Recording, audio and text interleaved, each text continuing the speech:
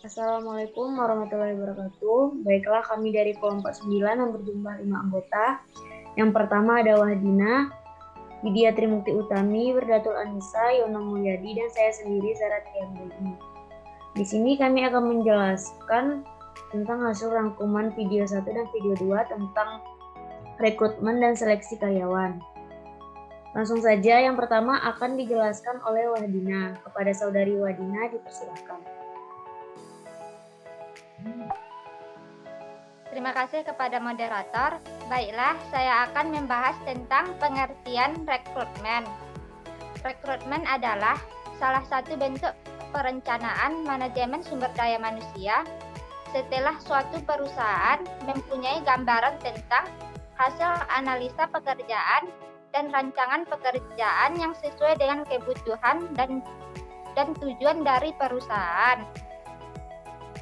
Pengertian lain dari rekrutmen adalah suatu proses atau tindakan yang dilakukan oleh organisasi untuk mendapatkan tambahan karyawan melalui berbagai tahapan yang mencakup identifikasi dan evaluasi sumber-sumber penarikan tenaga kerja, menentukan kebutuhan tenaga kerja, proses seleksi, penempatan, dan orientasi tenaga kerja. Dalam penarikan karyawan, bertujuan untuk menyediakan karyawan yang cakup agar manajemen dapat memilih karyawan yang memenuhi kualifikasi yang mereka perlukan di perusahaan tersebut. Pertama, prinsip-prinsip rekrutmen. 1. Mutu karyawan yang direkrut harus sesuai dengan kebutuhan perusahaan. Yang kedua, jumlah karyawan yang diperlukan harus sesuai dengan pekerjaan yang tersedia. Yang ketiga, biaya yang diperlukan harus diminimalisir. Yang keempat, perencanaan dan keputusan strategis tentang rekrutmen. Yang kelima, flexibility. Yang keenam, pertimbangan hukum. Kedua, alternatif tindakan selain rekrutmen. Yang pertama, alih daya. Yang kedua, karyawan tidak tetap. Yang ketiga, organisasi pemberi kerja profesional. Yang keempat, kerja lembur. Yang ketiga, proses rekrutmen.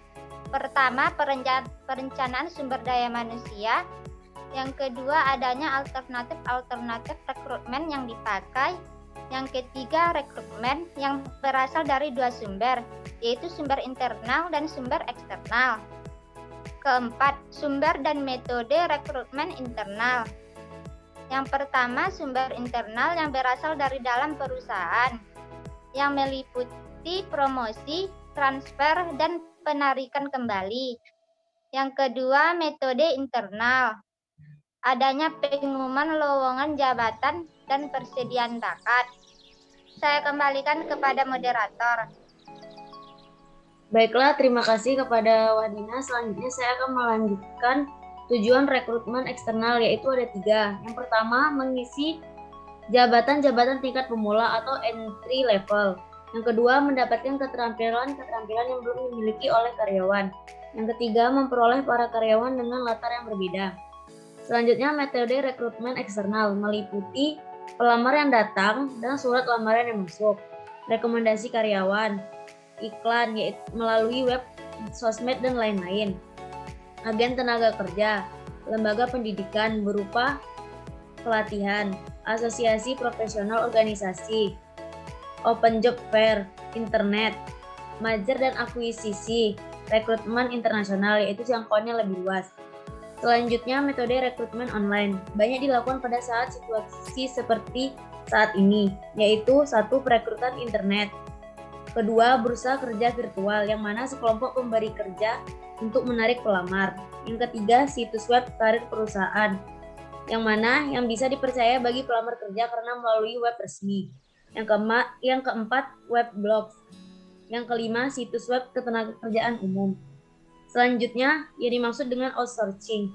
Outsourcing adalah penggunaan tenaga kerja dari pihak ketiga untuk menyelesaikan pekerjaan tertentu. Sedangkan perusahaan outsourcing yaitu perusahaan yang menyediakan jasa dan menyalurkan tenaga kerja sesuai keahliannya. Contoh pekerjaan yang bisa dilakukan oleh karyawan outsourcing meliputi penjaga kebersihan, keamanan, catering, petugas call center, kurir, hingga petugas manajemen fasilitas. Baiklah, selanjutnya akan dijelaskan oleh Wirdatul Anissa. Kepada Wirda dipersilakan. Baik, saya akan menjelaskan alur atau proses ketika HR membuka lowongan kerja. Alur 1, mengidentifikasi kebutuhan suatu posisi. Posisi yang diidentifikasi biasanya adalah posisi baru yang masih lowong atau posisi lama yang sudah ditinggalkan karyawan sebelumnya, agar dapat mengetahui apa saja kebutuhan posisi tersebut. Alur 2, merencanakan proses rekrutmen. Perencanaan proses rekrutmen sendiri mencakup berbagai hal, yaitu bagaimana dan lewat apa lowongan dipublikasikan. Alur 3, mempublikasikan lowongan pekerjaan. Biasanya perusahaan akan mempublikasikan lowongan tersebut lewat media cetak seperti koran atau melalui media sosial. Alur 4, meninjau lamaran yang telah masuk. Lamaran biasanya akan ditinjau dan disaring oleh pihak HRD. Alur 5, menyeleksi CV. Biasanya penyeleksi CV dilakukan HRD pada jam 9 sampai jam 10 pagi dan jam 3 sampai jam 4 sore pada jam lowong bagi HRD. Alur 6, HRD interview. Proses di mana menggali skill atau kepribadian dengan melakukan interview dan juga mencocokkan hasil interview dengan CV. Baiklah, saya kembalikan kepada moderator. Terima kasih kepada Wirdatul Anissa. Selanjutnya akan dijelaskan oleh Yono Mulyadi. Kepada Yono Mulyadi dipersilakan. Baiklah, saya akan melanjutkannya. Alur 7 yaitu user interview. Tahap di mana proses interview dilakukan sama user yang akan menggunakan kamu ketika bekerja. User akan melihat kecocokan dari diri kamu dan dia. User ada 2 yaitu interview dilakukan oleh manajemen, interview dilakukan oleh direksi. Alur 8 psikotes. Psikotes ada 2 yaitu psikotes seleksi adalah dilakukan di awal ketika screening sudah dilakukan. Psikotes profiling adalah proses setelah interview untuk mengetahui kepribadian secara utuh, mencocokkan hasil interview dengan gambaran kepribadian melalui psikotes seperti semangat dalam bekerja. Alur 9 yaitu penawaran. Offering salary, konvensional dan modern. Konvensional yaitu dipanggil dan membicarakan gaji. Modern yaitu via telepon, email sesuai yang ditawarkan perusahaan. Alur 10 MCU. MCU yaitu tes kesehatan, yaitu 2 jenis, ditentukan tempatnya atau sesuai ketentuan tes. Perusahaan hanya saja tempatnya bebas. Alur 11 menandatangani kontrak kerja. Signing use contract yaitu proses penandatanganan kontrak kerja dan aturan-aturan serta hak tanggung jawab karyawan menggunakan materai. Baiklah, sampai di situ saya kembalikan kepada moderator. Terima kasih kepada Saudara Yono Mulyadi. Selanjutnya akan dijelaskan oleh Widya Trimukti Utami. Kepada Widya dipersilakan. Baiklah, sebagian besar perusahaan menginginkan karyawan yang berkualitas tinggi, mutu kerja tinggi, serta etos kerja yang bagus. Ada beberapa karakter yang harus kamu perhatikan sebagai pemilik perusahaan atau juga sebagai pencari kerja, punya karakter sebagai berikut. Yang pertama, cepat beradaptasi, supel, humble, dan mudah mengenali orang lain. Yang kedua, memiliki passion.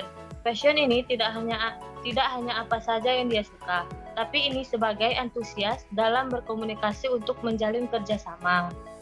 Yang ketiga, karakter positif.